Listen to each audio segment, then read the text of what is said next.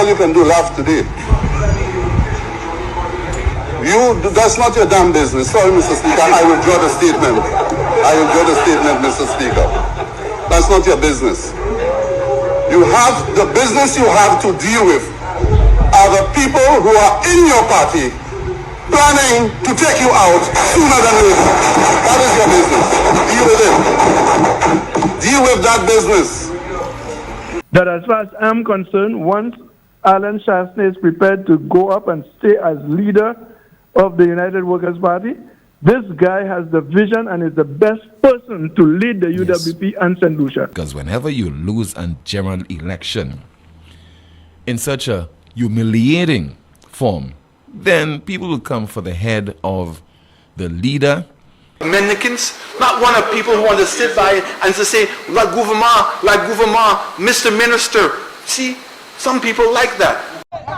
Same set of people that get in the food every day. Watch hungry people they have on the road there. Watch them. Hungry people that need food. You hear that? And they're taking all the food and they're bringing it at their home. And people have to sit on the side of the road with their children and suffer the indignity of a handout. This is not how you build a nation. Do you know what it is for a child to recover from that image of sitting hungry on the side of the road waiting for a van to pass you for a massy bag? You cannot recover from the psychological damage of that. And it is time for us to stop putting our people in that position. Economics has no conscience. That's what I keep saying to everybody. Colonialization had a conscience in that, ultimately there was a person making the decision. Colonialization had a conscience. Stop fooling the people. Tell people the truth. We have a conference of delegates. I don't know exactly when that will come off, but definitely that will be very exciting. Let's see if Mr. Alan Chastenet will continue. And who you going to come and replace Chas with? Who? Tell me one St. Lucia that can walk in Chas shoes. Somehow, this was all the fault of everybody else except Alan Chastenet. This had nothing to do with Alan Chastenet. This was, even though he was the leader of the party, even though he was an individual who we clearly saw all the very, very, very many faults, it seems that this person somehow didn't remember any of the issues, any of the issues with respect to Alan Chastenet as leader of the United Workers' Party and as leader of the country. Tell me one. So what if Alan Chastenet were to die today or tomorrow? Who else, you believe, can take over the reins of the United Workers' Party and put St. Lucia on a sound footing? You remember all those other statements and promises, these grandiose promises of $1.5 billion worth of investment and how many hotels there and hotels over there and all of that never came to be? We have over $1.5 billion US of foreign direct investment that's committed to come to St. Lucia over the next 2 years. How much is it? 1.2 billion. Over the next 2 years? Next 2 years. Starting? In January. In January.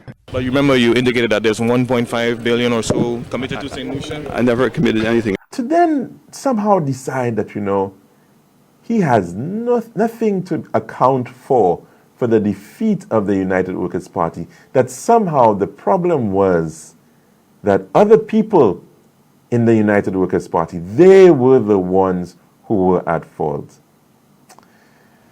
Well, if delusion was a person. Tell me one.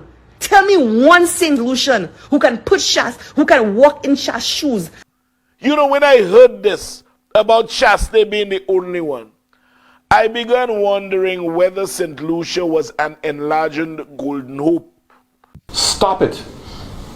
It is not your job to tell the government how to run government. And put St. Lucia on a path to growth and prosperity for the next 5, 10, 15 years. Tell me one. Minerva Ward would open her mouth and say that Chastenet is the only person that could move St. Lucia forward. Can you believe this? Many of whom fall within the lower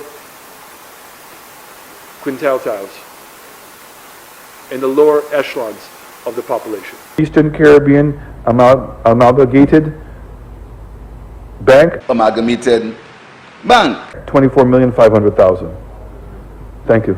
Eastern Caribbean, amalgamated.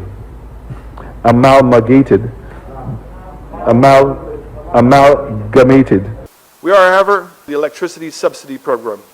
And Shasta is the only amalgamate exercise tax. 1,000 million. I mean, you know, it is that kind of stupidity that sometimes infuriates me because the insolence is glaring. For you to tell me you'll take such an unintelligent man and put him on a pedestal as being the only one who can lead St. Lucia in the eyes of us having 2 Nobel laureates, 2 indigenous St. Lucians. The man has a doctorate in unintelligence. A doctorate in unintelligence. A man who took 1,000 acres of land of ours. Thank God for July 26. 21,000 acres of land and gave to a Chinese at $1 an acre for 99 years. 1,000 acres at $1 an acre for 99 years. That's the man who can lead us. A man who gave Lockerbie $32 million to tell us where to plant artificial grass. In Mabuya. From which you can contract cancer.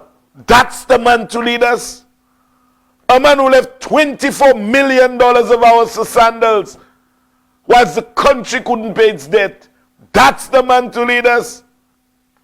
A man who spent over $100 million on horses when people cannot feed their children in this country. That's the man to lead us. To giving the Chinese man everything free. So what happened to us? Where are our choices?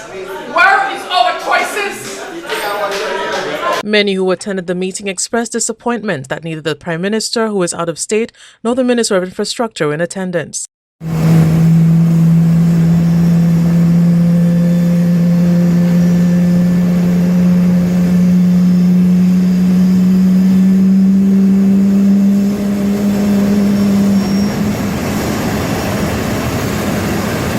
A man who signed an agreement asking T.O.R. King to sell passports, and he's permitted to put the monies in an overseas account, not accessible to us. That's the man to lead us. And in that agreement, it contained the buyback clause, so much so that his co-signatory in Bradley said he never read the agreement, it was just given to him to sign.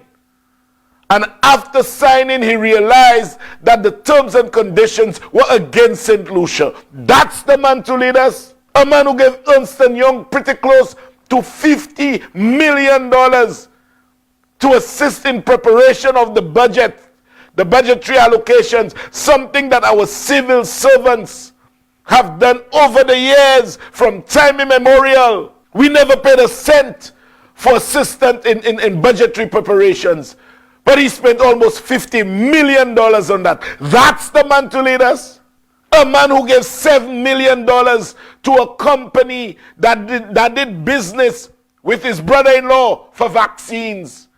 Never before had they ever procured one vaccine. $7 million to procure vaccines. We got some back.